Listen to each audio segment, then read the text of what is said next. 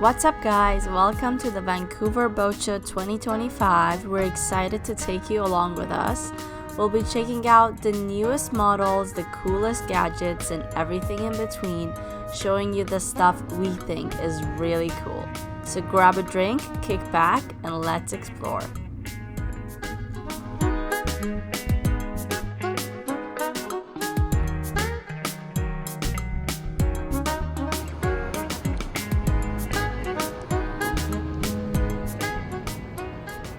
Good morning. Morning. We're at the Vancouver Boat Show 2025. We are back. We're very excited. We just got our badges. It says content creators because That's what we are. that's what we are now. What we are. Yeah, we're very excited for this year. We're gonna have some boat tours. We're gonna talk to A whole bunch of people. people. Maybe some interviews. You don't Some know yet. interviews with sailors, and then it's exciting. It's very unlike. And we're gonna be in a booth. We're gonna be in a booth and hopefully meeting lots of you folks. Met lots of you folks because this is coming out after. So we've probably met a lot of you here. Yes. Thanks for coming by. Thanks for subscribing. Okay. Yes. And yeah, let's go get started. Come along with us. Let's go check it out.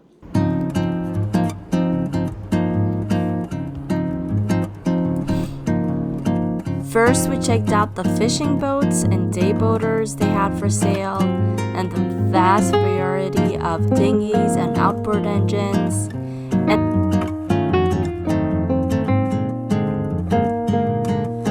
And then we moved on to the booths upstairs where you could find absolutely anything boating you could think of.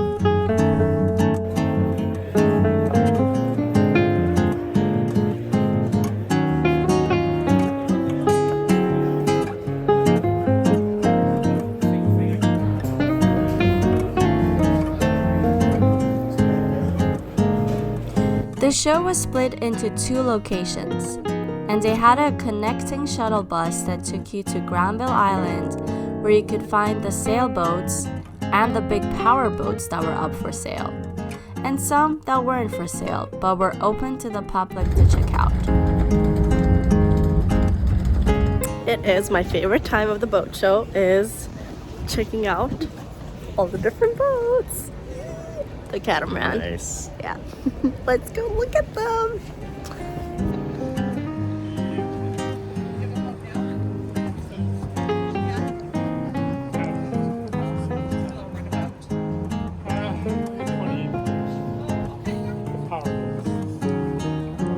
First up, we have a catamaran.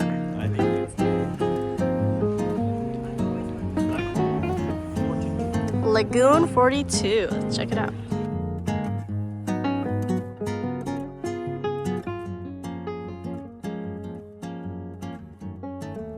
We have a separate video of the full tour of this beautiful Lagoon 42 catamaran that you guys can check out if you're interested. I'll link it for you in the comments as well.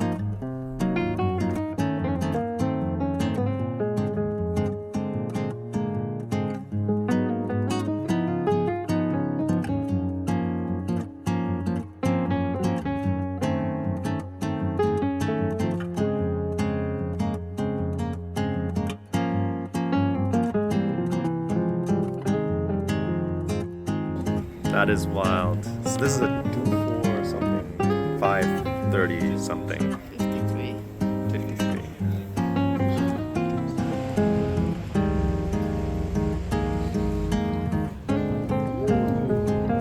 Well, that's pretty. Wait, is that for sale? No, that's her boat. That's your boat? And since our ultimate dream is to sail further and go offshore, we're curious about sturdy offshore boats. And so we checked out our friend Tracy's offshore 40-something footer sailboat.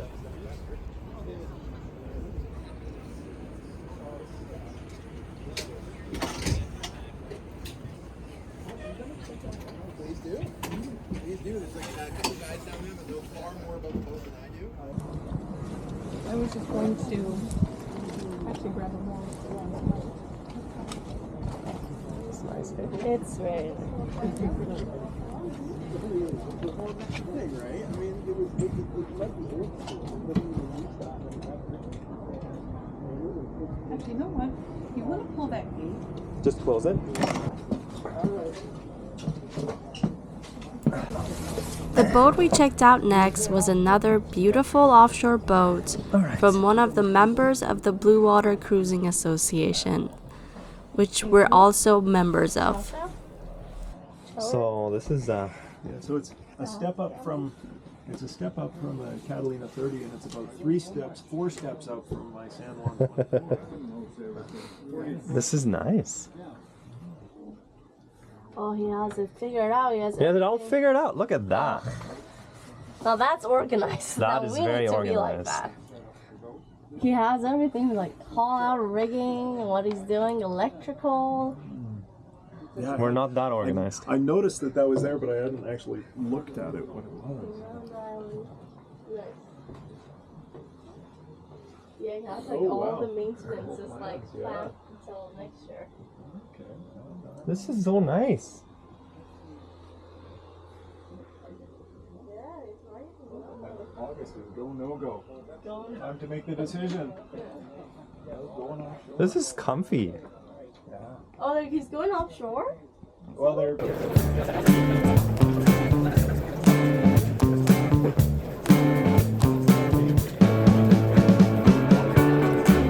Back at BC Place, the crowd was building up, even though it was a Thursday.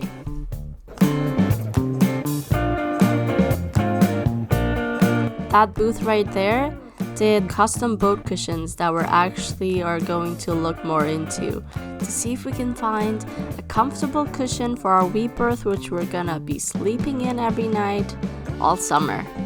Most of the summer at least. Some fancy dinghies.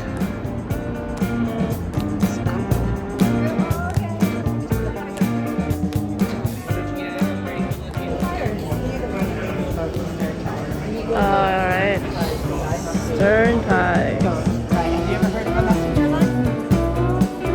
This is one of the booths that we thought is super cool, especially for recording while on your boat. It's kind of cool.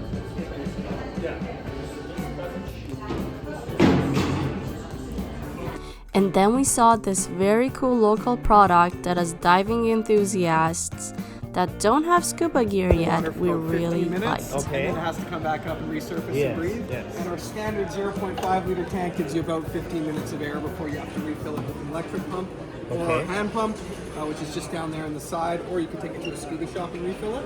That's cool. Yeah. We make alloy tanks and carbon fiber tanks. So the carbon fiber ones are our pro models and the alloys are base model. The Okay. big difference between the two is that the alloy tanks can go to 3,000 psi, the carbon tanks can go to 4,500 psi. What that So you means get is more that air in it? 50% more air in the carbon fiber tank for its size. So as Mm-hmm. a comparable, this small pro model has as much air as our base model. Okay. Yeah, and they're small and light. Please help yourself. Ooh. Light-ish. Light-ish, yeah, light-ish, I'd say. Yeah. So these Nice. two come in a waste belt like this. Mm-hmm. Use it to Ah, cool.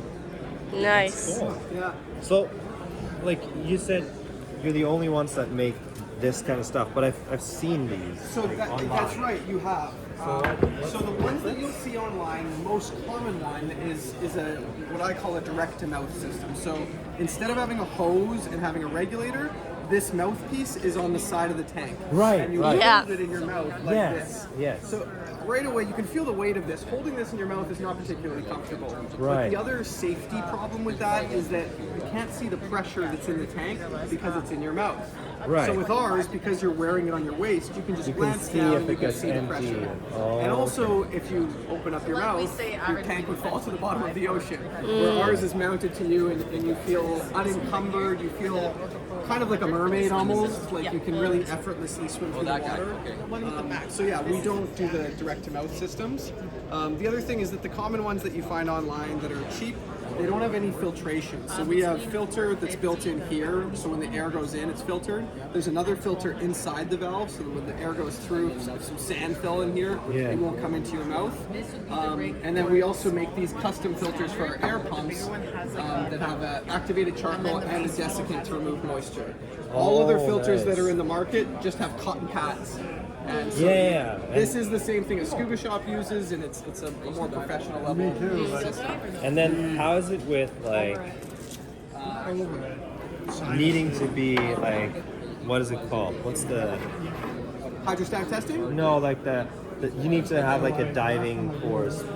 So we do recommend that anybody, and we have a disclaimer on all of our products, that all users should be trained and competent in the use of this equipment. Okay. Now what that means to you or somebody is a little open for interpretation by lawyers, but we do recommend you understand some basic diving principles before you use anything like this. The two main risks you encounter when diving are barotrauma and nitrogen poisoning. Yes. If you stay within 30 feet, none of those problems will happen. If you go beyond 30 feet, it does become dangerous. We don't recommend you go beyond 30 feet if this is your main source of air, but if you're using it as a backup source of air and you're a scuba diver, then you can go well beyond 30 feet to 100 feet. But we've had a lot of new users who are weak swimmers or totally not scuba divers, under supervision, use it, and they effortlessly put it in their mouth, they get underwater, and they're swimming like a fish. Like it's very easy to use. And then the regulator, is it like an off-the-shelf regulator or a specific one for you guys? Or So we, like many of the different parts, we work with a lot of different companies around the world. The regulators, since I'm on film, I can't say the companies that, but there's a major brand of regulators in the diving industry. We have the same regulators they have. Exactly the same regulation. Yeah. Cool. So it's a professional quality regulator with a venturi. It's a balanced and adjustable. So And like if it breaks, it's easily replaced. we will replace it for you if it breaks. Okay. Provided it broke because something went wrong on it. If you smashed it into the rocks, we'll charge you for it, but we'll only charge you cost. It's not that expensive. Yeah. That's awesome. And are you local? We're local. Oh, yeah, that's we're based out of Vancouver. Okay, That's cool. so cool. That is really It's cool. actually my business. Oh, it's your business. That is Nice. awesome. That is really cool. We love local. Thank you. And for the rest of the day, we were at booth duty at the content creators booth with some other fellow sailors you might also know. If you learned about us at the boat show, let us know in the comment section. It was a pleasure meeting you guys there. This was the first year there was a content creators booth at the boat show, and we're very happy we got to be a part of it. If you like this video, please make sure to give it a thumbs up and leave us a comment because we would love to hear from you. If you haven't already and would like to follow our sailing and travel journeys, hit that subscribe button. And if you'd like to support us, we also have a Patreon account I'll link below as well. See you all in the next episode.